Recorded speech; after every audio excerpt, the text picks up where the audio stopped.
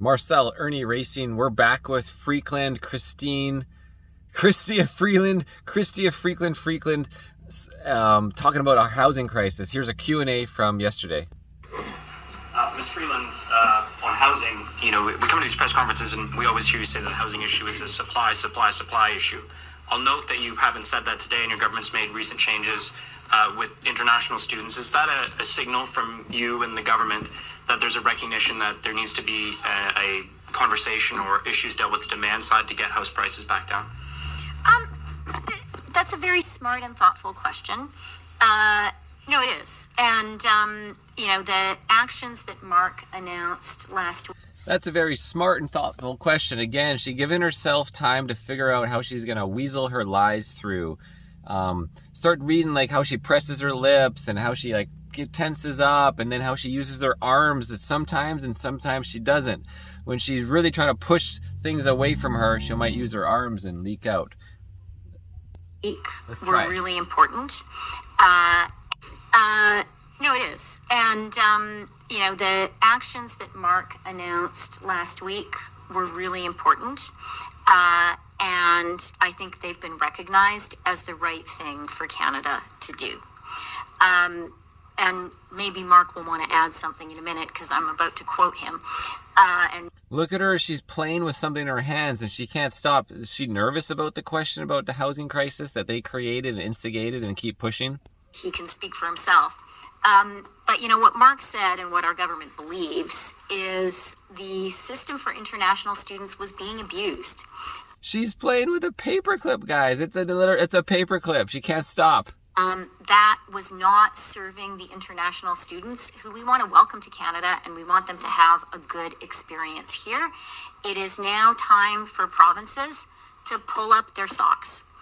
I do also want to say our government, and I think the vast majority of Canadians, continue to recognize that Canada's diversity is our strength, that immigration is a strength for Canada, and the ability to welcome immigrants is a strength for Canada.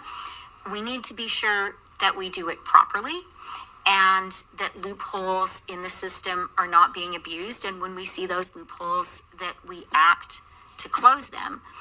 And on housing, we do believe the core objective, and you just heard Sean today talking about more supply measures.